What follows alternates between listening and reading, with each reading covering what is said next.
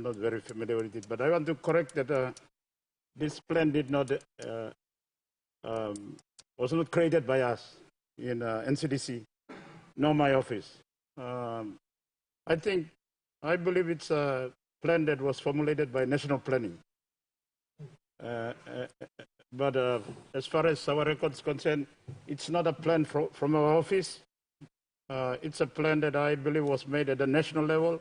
If it's not from the Ministry of Lands or the Department of Lands, then it must have come from the national planning, because the national planning had to plan in advance in terms of urban expansion, urban development, and if that's their plan, it's something that they should. Honorable Governor, that's all I want to say. Thank you. By stopping you and point of order, out of order, but you can go straight in one the minister, department, one them online, the central province, outside the sir.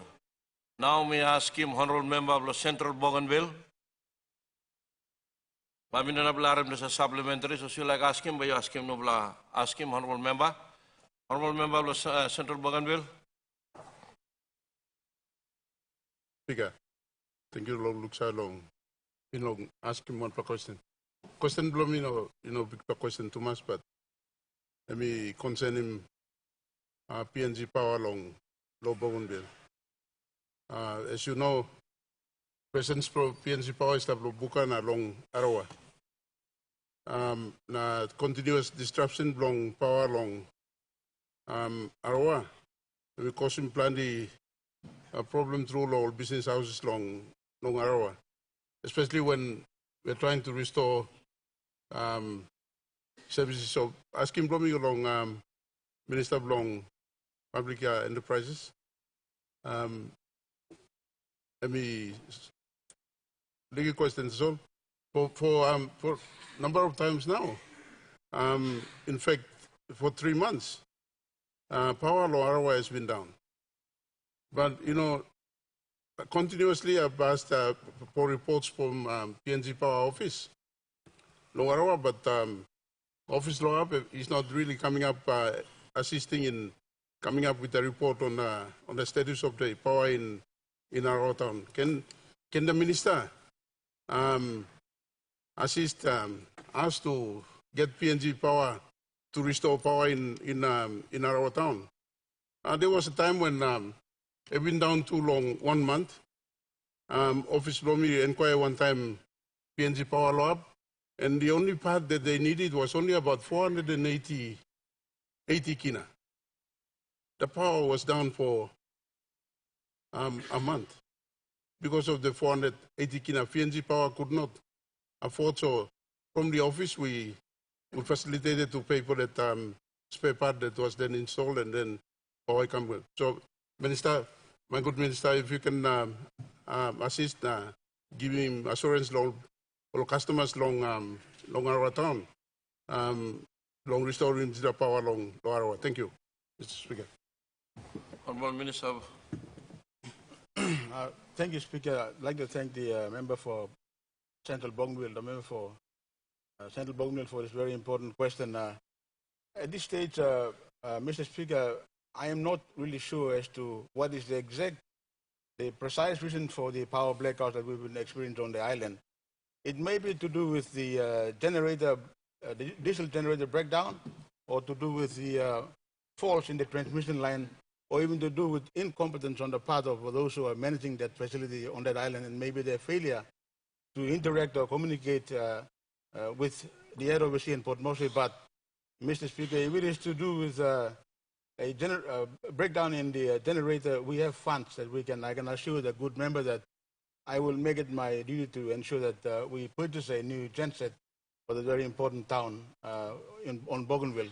If it is to do with the faulty lines, then again, we have identified some funds, so we can set them aside. So I'd like to assure the good leader and member and his people that we will do everything within our means starting tomorrow to make sure that we don't experience the repeat of this problem.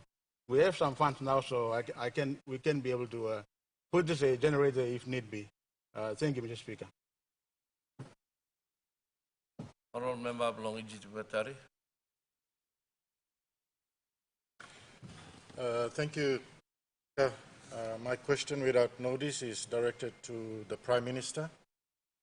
But before I ask the Prime Minister my questions, let me, on behalf of my family and the people of Ijivitari, take this opportunity to congratulate the newly elected member for Mosby Northwest and welcome to the House. Mr. Speaker, my questions without notice to the Prime Minister in relation to the national general elections coming up next year. There are some public concerns and there are rumors circulating which I believe it is important for the Prime Minister to articulate the event that's going to take place next year. The questions without notice, there's 5 questions. Question number 1, can the Prime Minister confirm whether or not the national general elections will be conducted next year, or will it be deferred? Question number 2, will the national general election also include the local level government elections as well at the same time? Question number 3, will there be a reserved seat for the women in the elections next year? Question number 4, will the elections be conducted under the present arrangement, which is the limited preferential voting system, or will it be first past the post? And question number 5 is in relation to the Boundaries Commission that is doing a roadshow at the moment, conducting awareness on split in some of the districts. Can the Prime Minister confirm whether there will be splits in some district in the election if it happens or does happen next year? Thank you, Mr. Speaker. Honourable Prime Minister. Thank you, Mr. Speaker. Again, long me get this opportunity to beg a question long member long Ijibitari. Very good. 5 questions raised. So let me answer his first question. Election for 2022 will be conducted as per schedule. Rates will be issued sometimes in April for an 8-week campaign period as required by Constitution. And so that is the way it will be. There is no intention of our government to defer elections for 2022. It's an important constitutional provision for our people to exercise their constitutional Section 50 rights to vote their leaders and through the process their government to be elected or formed. And so election will run its course. We know we live with COVID-19, but we've adjusted in the last 1 or 2 years to live with COVID-19. That's why vaccines are available. That's why we're asking our people to wear masks, practice safe distancing, allow for workplace safety. So we're not getting COVID-19 to stop us from functioning. And such important functions like election, which is constitutionally required to happen every 5 years, will still be held. So let me assure the member, this Parliament, as well as our citizens, that 2022 national general elections will be conducted on schedule. On the LLG elections, they came in halfway through this term. There is a proposal that their elections be held when they complete their 5 years of being in office as required by law. And so that will be looked at in the half of this year. And when we next sit in Parliament, we will announce to our LLG ward members and LLG presidents and our people of our country as to when exactly the elections will take place. And the third question on the reserved seat for women, again, we're looking at combination of different proposals. One is specialized reserved seats for women only. That might require major legal amendments. We're also looking at an option of if women, they go and they contest, and if no women are elected, so something similar to the Samoan model, then those who contest the best performed women in our 4 or 5 regions can be given a seat as on the floor of Parliament. So those proposals are being run through. There will be a meeting for political party leaders organized when that meeting is organized, all political party leaders can come to this meeting to be organized by the registered political parties and the Constitutional Law Reform Commission jointly for us to sit and have this conversation on reserved seats for women or women's seat in Parliament. On the debate on LPV versus first past the vote, at the moment as the law as it is, the limited preferential voting system is the type of voting that will be used in 2022. But I've been advised there's a private member's bill being placed on notice paper for relook at what is LPV versus first past the vote. And that is something for this Parliament to discuss. But as the law says, we have the limited preferential voting system that we will go by. Personally, for me, I prefer LPV. It is fair and friendly for all. But again, this Parliament is total at liberty to discuss this. And when the private member's bill is presented, the Parliament can make its call. But to give assurance to our House, at the moment, LPV is in law, and that is the mode of voting for next year. On the Electoral Boundaries Commission, the Electoral Boundaries Commissioners did their visit in our country.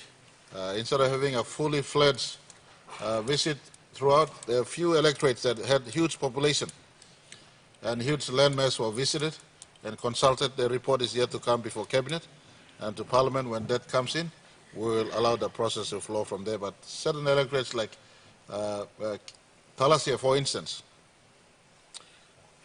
over 250,000 people in one electorate. And when then you compare other electorates like, without naming some electorates who have only 30 or 40,000 people. So there's a huge disparity in the responsibility and burden of some members against other members, or some electorate against other electorates. And so the Electoral Boundaries Commission did its rounds. If we cannot get a fully fledged review of right across the nation, then a proposal will be presented for those electorates that on the desktop assessment does qualify by population size. Those have been looked at, and the proposal will again come later for Cabinet and the due process to follow, and eventually into Parliament for its consideration. Mr. Speaker, I hope my answers are sufficient for the questions asked. You may get supplementary. Remember what is supplementary? Thank you, Mr. Speaker. My supplementary question in relation to the general elections next year, in addition to the questions that were asked by the member for Ijivitari, my question is, I mean, all of us know, and there's lots of public commentary on the issue. And I think all of us can acknowledge the fact that there are many individuals and maybe some parties already out there doing early campaigning under the guise of awareness. So can we get the Electoral Commission to issue some statement laying down the law in relation to early campaigning? Thank you, Mr. Speaker. Honorable member, ask him no supplementary, nupla ask him. He passed the election. So bami larem honorable member belong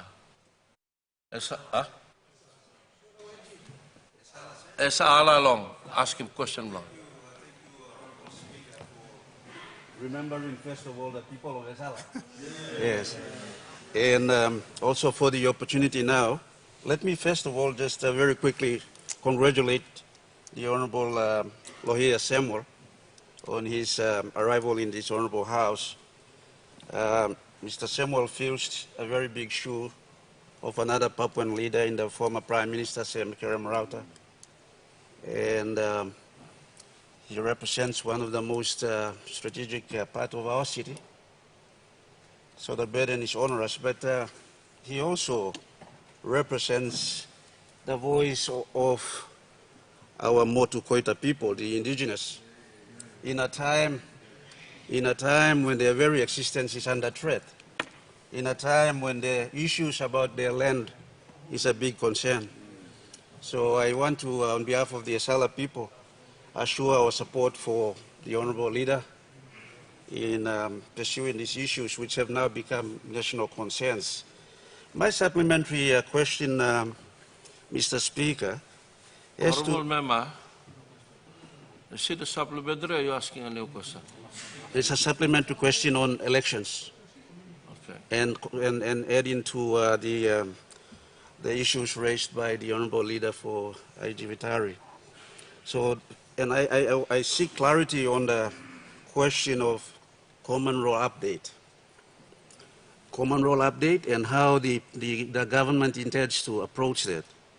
Firstly, Mr. Speaker, because when we read the reports. Honorable Member, I'm by no block question. Supplementary, I'm by in line one them when I'm asking him, finish, I know clear, I'm by Yes. you ask him.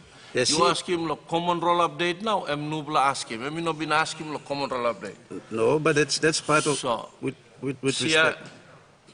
With respect, that's part of the question that drives towards a fair and free election, which the honourable member is. Honourable Member, I'm Milarim the slide stop, so you can ask him also no block question. Milarim, you ask him no block question. Very grateful, thank you, sir. So we read with interest the recent assurance that there will be free, fair, and I think my good friend the Prime Minister has added a friendly election. But in the background, we read the reports of the international observers, 100 plus, both Commonwealth, Pacific, our own internal observers in the 2012 election and 2017 election. In 2012, our election was declared chaotic. These were words used by observers. 6 electorates were failed for the first time in our history.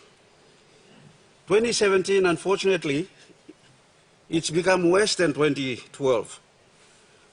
The report highlights very big concern about the common role updates. It talks about opportunity for youths to vote, opportunity for women. It talks about the challenge for us to legislate so that we deal with the money and violence culture that now makes election process in our country a shame. It talks about underfunding of the Electoral Commission and agencies of the state that are called upon to support, ensure that our people cast their votes and this honorable House receives leaders properly mandated by law. It highlighted that the last electoral roll, or the one we call common roll, was rushed. The report shows that the advisory committee, which is a very important body under the organic law we have, resigned. They resigned. Honourable Member, what is your question? I am coming to my question. This is the challenge we face. If the Honourable the member for Medan can just wait first. My first question is that in the background of all this, we now hear that there will be amendments. And that amendment will include the preferential, the method of voting. Mr. Speaker, that is a constitutional law amendment. That will also include whether or not the LLG's elections will occur in the same time in 2022 or by extension. My first question is, do we have the time? Given the process prescribed for the change of amendment or amendments of constitutional law, do we have the time to do it? And Mr. Speaker, it's a very important question. We are coming back from 2 loan adjournments when we should have been here doing this business. Secondly, do we have the funds? Do we have the funds? Only last week, Mr. Speaker, a national workshop for planners of our country took place here at the behest of the Department of Planning. And the overwhelming response is the provinces and districts are not ready. They are not ready to do the update. So the second question, do we have the funds? Or how are we going to do this? How are we going to approach this? Thirdly, why do we allow a private member's bill on a constitutional law? Because it is the responsibility of Prime Minister and NEC to protect, guard, and amend our Constitution where it is needed. You can only amend the Constitution, Mr. Speaker, on the back of CLRC reports. My question is, can the Prime Minister deny or confirm whether there is a CLRC report following the 2017 elections? How do the members of this House debate on an important issue without such a report from the authorized agency of state? Can the Prime Minister deny or confirm whether there is a CLRC report on the very issues we are talking about? And can he table this report before the honorable leaders so we can debate meaningfully? It should never happen that a private member's bill be brought against to deal with the Constitution, because it's the responsibility of the Prime Minister of the day to look after the Constitution. Thank you. Honorable Prime Minister.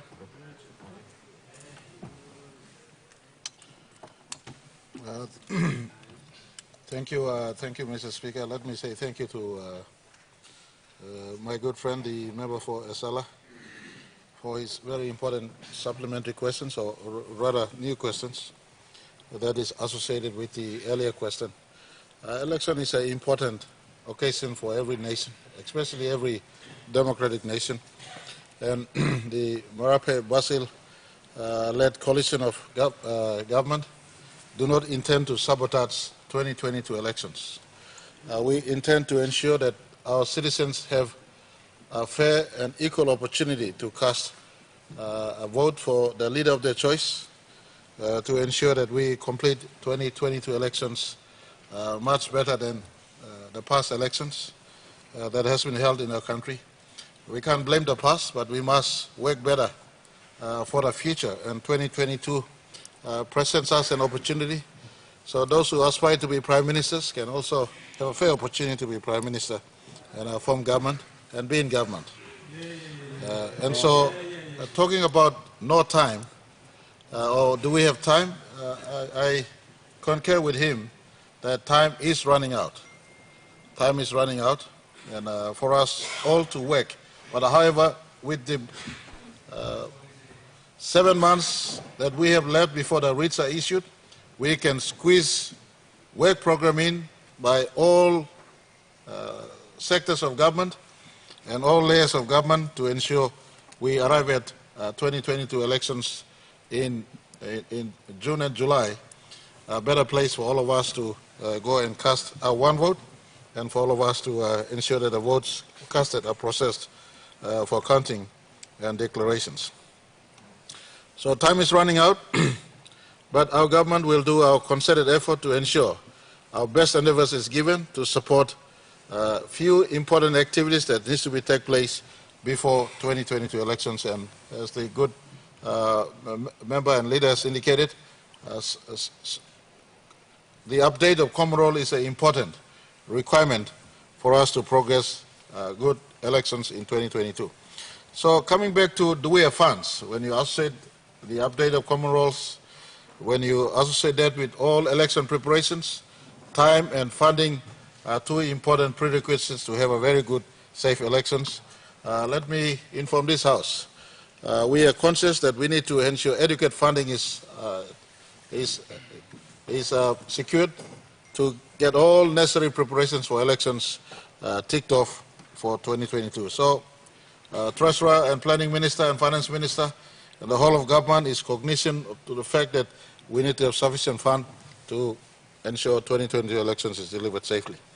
Now let me take this time to inform. In the past, we do have heavy census, heavy NID exercises, heavy common roll update that consumes almost, for instance, to do common roll update, they have budget submissions of 300 to 400 million. The NID exercises consumed 300 to 400 million. Census also has funding submissions to that tune. We do not have luxury of conducting different census. We do not have luxury of funds to conduct different census, census for that matter, or common roll for that matter. We're just trying to do a cost-efficient manner in which we get to know our population, do head count on our population, and from one population data, we could migrate that into a census. And so I'm taking this question as an opportunity to inform our nation what our government is doing in that endeavor. In September-October period, we wanted to start in August, but the preparations have been slowed down. So in September and October, every district and every province are informed to prepare to assist our councillors to update population of the 6,000 wards we have nationwide. The councillors can update baseline population headcount from household to household. Our councillors are closest to our people. They know our people. So wherever you are Papua New Guineans, important population headcount will take place in September and October period. The responsibility will be passed back to our councillors. And so districts and provinces, you assist our councillors to do their job. After the head count is done, from the balance of this year, that data verification will take place with the supervision of the National Statistical Office. That data will be verified. Electoral Commission has been informed that you can do your common roll, but you wait for the baseline population data to come in first. And in the later half of this year, Electoral Commission and its team from this population database will verify the 18 years and above to be migrated into what will become common roll, and that will take place December, January, February, March for the common roll verification and updates. So these are the things we want to do.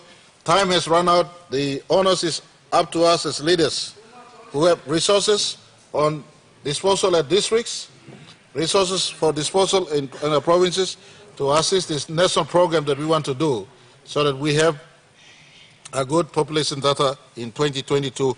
By April and May 22, those data are ready to be used for the election. So I want to give assurance to our members and our country that by the time we come to 2022 elections, hopefully in a properly sequenced population data uptake by all our councillors and are verified in the later half of this year, and a common roll that we want to interface in early next year. By then we should have a common roll that will be used for 2022 elections. I want to also inform him through a third question he asked, Mr. Speaker, through you, on the RC report. I think it is before the Commission. The report has been established already. When that is presented to Parliament, this Parliament can debate through this. And if I am not wrong, it might be also on notice. So this report is ready to be brought in. When it comes in, this Parliament can look through this report, discuss on this thing. There is, from the preliminary report that I've been given, it's almost an even debate between first past the vote and the preferential voting system. And so I will inform this House that when it is ready, this Parliament will have a debate on these matters. Thank you very much. All honourable members, question time for 5 minutes, and we come harap finish also.